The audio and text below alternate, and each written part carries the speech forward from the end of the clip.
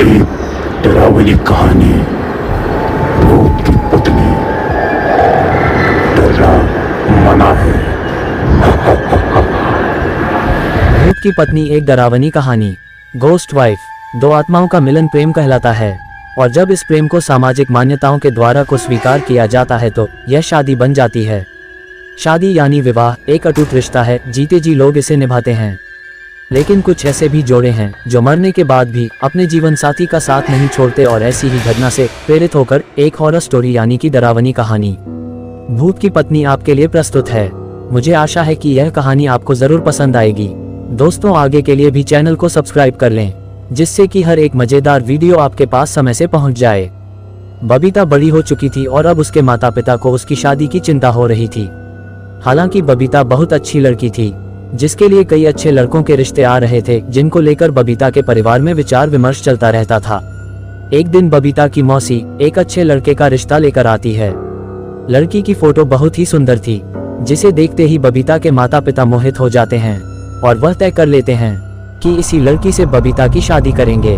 बबीता को भी लड़का अच्छा लग रहा होता है। बबीता की मौसी लड़के वालों को रिश्ते के लिए हाँ कर देती हैं, और अगले ही दिन लड़के के परिवार को आमंत्रित किया जाता है, ताकि लड़का और लड़की एक दूसरे से मिलकर बात कर सकें। अगले दिन जैसे ही लड़के वाले आते हैं, बबीता की नज़र लड़के पर पड़ती है और वह पहली ही नज़र में उसे अपना दिल दे बैठती है। बबीता के घर में लड़के वालों का जबरदस्त स्वागत किया जाता है। दोनों परिवारों के बीच में रिश्ते की बात तय होते ही दोनों की धूमधाम से शादी कर दी जाती है। शादी के बाद लड़का बबीता को लेकर शहर चला जाता है। शहर में वह कंपनी के मकान में रहता था। दोनों की शादीशुदा जिंदगी खुशनुमा चलने लगती है। बबीता अपने पति को बहुत प्यार करने लगी थी। ऐसा लग रहा था मानो बबीता को 7 जन्म की खुशियां एक ही जन्म में मिल गई हो। एक दिन बबीता और उसका पति फिल्म देखने थिएटर जाते हैं। दोनों पूरा दिन खूब मजा करते हैं, लेकिन जैसे ही वह वापस लौट रहे होते हैं, अचानक एक कार बबीता के पति को जोरदार टक्कर मार के चली जाती है।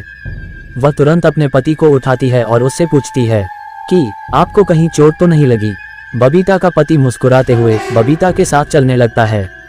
बबीता अपने पति के साथ घर आ जाती है। रात हो चुकी थी और दोनों बाहर से खाना पीना करके आए थे।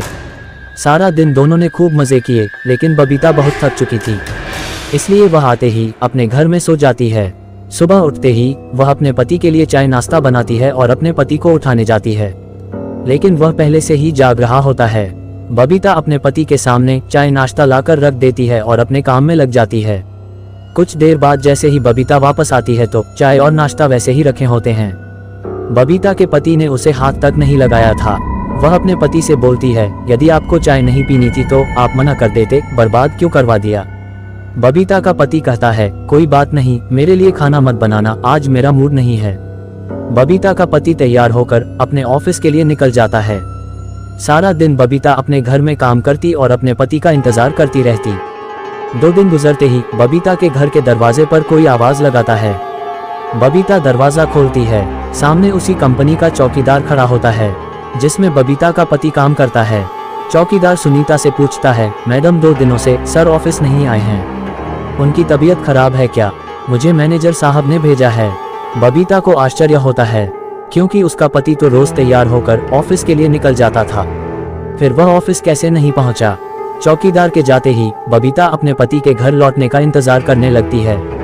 शाम को बबीता के पति घर आता है। वह उनसे पूछती है, आप ऑफिस के बहाने से कहाँ जाते हैं? बबीता का पति उसे यहाँ वहाँ की बातों में घुमाकर अपने कमरे में चला जाता है। अगली सुबह बबीता अपने घर के दरवाजे पर दूध ले रही होती है। तभी चौकीदार फिर से आ जाता है और कहता है, क्या साहब अभी तक नहीं आए? बबीता कहती है, वह तो अंदर बैठे हैं, जाओ मिल लो। चौकीदार घर के अंदर पहुंच जाता है। वह चारों तरफ देखता है, उसे कुछ नजर नहीं आता। पीछे से बबीता दूध लेकर आ जाती है। चौकीदार बबीता से कहता है, कहाँ है साहब?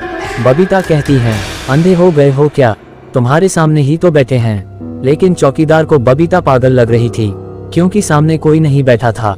दरअसल उस रात जो कार एक्सीडेंट हुआ था, उसमें बबीता के पति की जान जा चुकी थी। चौकीदार बबीता से दोबारा कहता है, मैडम वहाँ कोई नहीं बैठा है।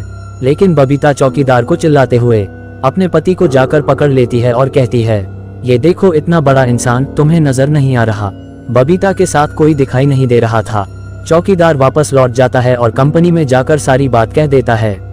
जब कई दिनों तक बबीता का पति काम पर नहीं आता तो कंपनी की तरफ से दिया हुआ कमरा खाली करने के लिए नोटिस भेजा जाता है। बबीता नोटिस पढ़ते ही चिंतित हो जाती है और अपने पति से कहती है, आप कंपनी में काम कर रहे हैं, फिर क्यों हमें इस घर से निकलना होगा। बबीता का पति भूत बन चुका था, लेकिन बबीता उसे साधारण समझ रही थी। उसी शहर में एक पुराना घर था जो कई सालों से बंद पड़ा था और वहाँ कई भूतिया आत्माएं रहती थी।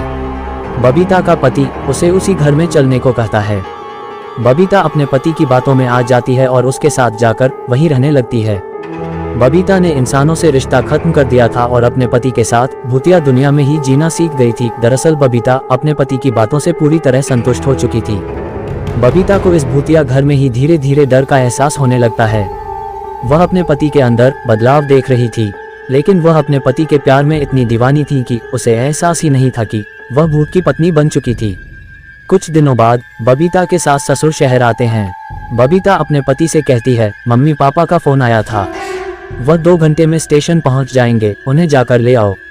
बबीता का पति उससे बाहर जाने का बहाना कर देता है और उसी को स्टेशन जाने को कहता है।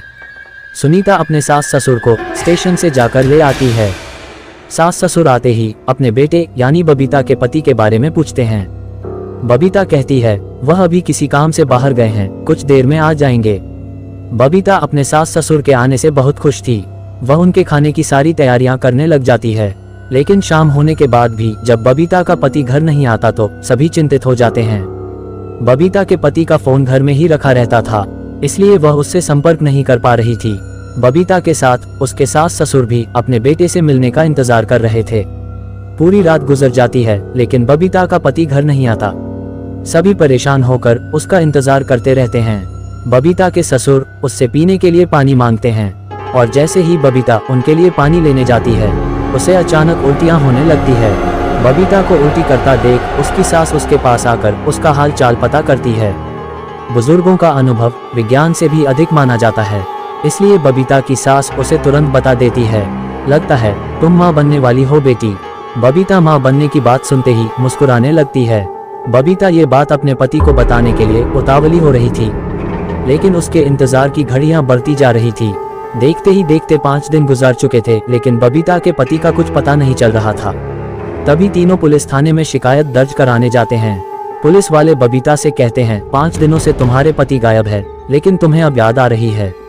बबीता ने जवाब देते हुए कहा, सर वो ऐसा 1-2 बार और कर चुके हैं, इसलिए मैं इसे सामान्य घटना समझ रही थी, लेकिन जब 5 दिनों से उनका पता नहीं चला तो मुझे लगा हो सकता है वह कोई खतरे में हो। पुलिस पर रिपोर्ट दर्ज कर लेती है और जांच पड़ताल शुरू कर देती है। पुलिस की तहकीकात शुरू हो चुकी थी और 2 दिनों में ही पुलिस को बबीता के पति की सच्चाई पता चल जाती है और पुलिस वालों की बात सुनते ही बबीता और उसके सास ससुर के पैरों तले जमीन खिसक जाती है। पुलिस के अधिकारी कहते हैं कि आपके पति तो 3 महीने पहले ही कार दुर्घटना में मर चुके हैं और लावारिस समझकर उनका अंतिम संस्कार भी नगर निगम के द्वारा कराया गया था, जिसकी रिपोर्ट सरकारी अस्पताल में मौजूद है। फिर आप कैसे कह रही है कि वह 5 दिनों से लापता है? लेकिन बबीता ये बात मानने को तैयार ही नहीं थी, क्योंकि वह अपने पति के साथ 3 महीनों से दाम्पत्य जीवन गुजार रही थी और उसी के चलते वह गर्भवती भी हो चुकी थी। बबीता पुलिस से अपने बच्चे का जिक्र करती है। जैसे ही पुलिस को ये बात पता चलती है कि उस मरे हुए इंसान का बच्चा बबीता के गर्भ में है, तो वह बबीता से कहते हैं, आप बच्चे का चेकअप करवा दीजिए, उसके डीएनए रिकॉर्ड से हमें पता चल जाएगा कि ये बच्चा आपके पति का है और उनके मरने के बाद यह आपके गर्भ में आया है।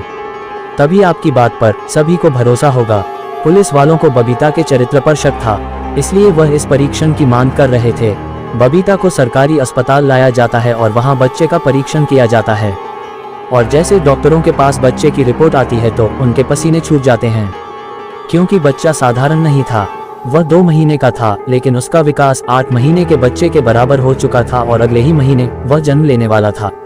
डॉक्टरों के लिए अपने आप में यह ऐतिहासिक बात थी कि 4 महीने में कैसे कोई बच्चा जन्म ले सकता है। डॉक्टर बबीता के हालात के बारे में विचार कर ही रहे होते हैं कि अचानक बबीता के पेट में दर्द बढ़ने लगता है। डॉक्टर बबीता के इतने जल्दी बिगड़ते हुए हालातों को समझ नहीं पा रहे थे। बबीता को आपातकालीन कक्ष लाया जाता है। तभी डॉक्टरों को पता चलता है कि बबीता की डिलीवरी का समय आ चुका है और कुछ ही देर बाद बबीता एक भूतिया बच्चे को जन्म दे देती है। बबीता का बच्चा देखने में बहुत खूबसूरत था, लेकिन उसकी शारीरिक बनावट कुछ अलग थी। उसके दांत जन्म के साथ ही निकले थे और उसकी आंखें लाल थी। डॉक्टरों ने ऐसा बच्चा पहली बार देखा था। डॉक्टर उसका शारीरिक परीक्षण करते हैं। बच्चे के शरीर के अंदर सभी अंग सामान्य इंसानों की तरह ही थे। इस बच्चे के बारे में प्रमाण मिलते ही पुलिस को यकीन हो जाता है कि बबीता सही कह रही थी। ये बच्चा उसी के पति का है। पुलिस ने अपने जीवन में ये पहला केस था जहां कोई भूत पिता बना था। बबीता को अपने पति के मौत की खबर पर यकीन नहीं था, लेकिन सभी के कहने पर उसने यह मान लिया था कि उसका पति अब इस दुनिया में नहीं है। इसलिए वह अपने बच्चे और सास ससुर के साथ अपने गांव वापस लौट जाती है और अपने भूतिया बच्चे के साथ अपने पति की याद में जीवन बिताने लगती है। और इसी के साथ इस कहानी का पहला भाग समाप्त हो जाता है।